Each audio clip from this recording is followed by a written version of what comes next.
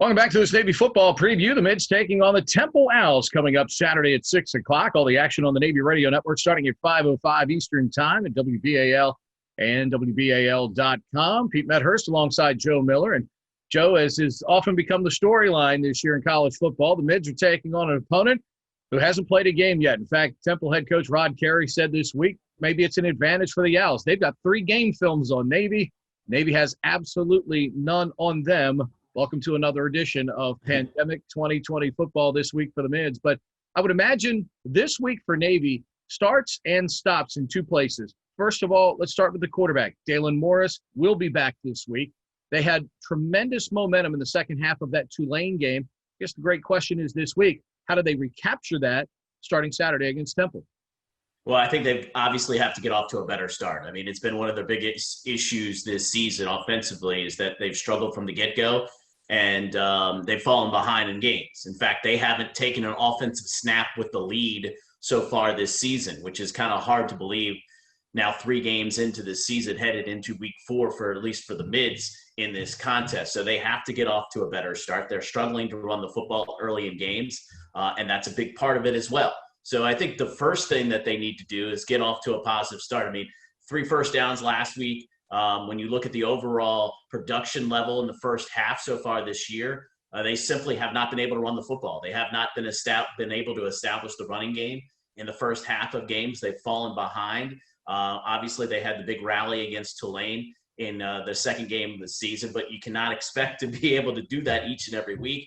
So they have to get out in front. They have to have some success on the opening drive. They haven't scored on an opening drive so far this season. So I think first and foremost is, you have to get off to a better start. I mean, that's job number 1. And it's not going to be easy against a very good Temple team, at least from the expectations. Obviously, as you mentioned, we haven't seen them play on the field. But when you look at the roster and what they have coming back, I think it's a really good Temple team. It's going to be a tough task against Temple, who was played the Mids better than anybody. We talked about that headed into Tulane week. Tulane, up until last year, had played Navy, when you look at the rushing yardage and the statistics, better than anybody in the AAC. And then Navy has a big game last year. Now, when you look and reverse those numbers, it's actually Temple right now who's played better. Now, they haven't had as many matchups with Temple as they had with Tulane, obviously being both in the Western Division when we had divisions in the AAC. But Temple, number 1 against the Mids since Navy has joined the AAC and holding them down in rushing yards. So, and it seemingly hasn't mattered. This will be their 3rd different coach that Navy has faced with the Temple Owls here inside the AAC as well. And all 3 games have sort of went the same way, with Temple doing a great job of stopping the Navy rushing attack. Meanwhile, on the other side for the Mids, they have incurred unbelievable injuries through the first 3 games. Joe, at nose guard, middle linebacker, now at safety, plus the ejection of Kevin Brennan last week for targeting means he misses the first half of this game against Temple. Mitchell West will make the start. And, Mitchell certainly has experience. He's played some snaps out there, so he's not a complete neophyte to the position. But against this particular team, because Temple is a power-oriented team, this is one of the few games where having those injuries up the middle really have an increased magnification for the Mids. And obviously, guys like Diego Fago and Evan Fachman, those decisions right now literally go right up to game time for this team on Saturday now. Yeah, obviously the injuries are a massive concern. It's just like baseball. You want to be strong up the middle on the defensive side of a football field, and you're looking at injuries at the nose guard, both inside linebackers, and an injury at one of the safeties, and you'll be without Kevin Brennan, as you mentioned, being suspended for the first half. So you could be looking at an entire different middle of your defense than you started against Air Force. So those injuries are certainly something to watch as we get closer to game time, and that will have a big impact on this game. And you mentioned Temple. Look, I think ideally when you look at what they do, and any team that was playing Navy right now, I don't care if they like to throw it 45 times, they're going to try to run the football. I mean, teams have had a lot of success running the football right now against Navy.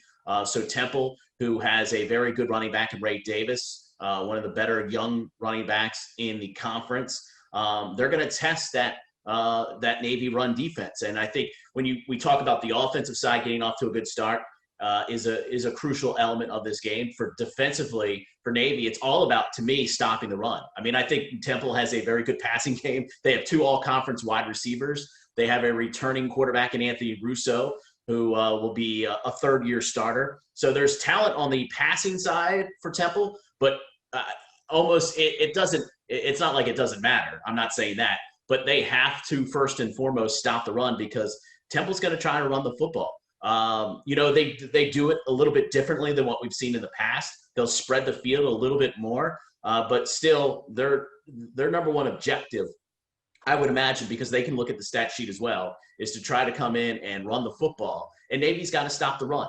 They have, obviously, there was issues last week in Air Force with stopping the run. We saw it in the first game of the season against BYU.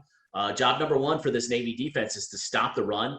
And listening to Brian Newberry this week, obviously they know the numbers, and I think the good thing is, I think there are some things that you look at and that they're not that far away, as he said, in some of the things that they need to do defensively.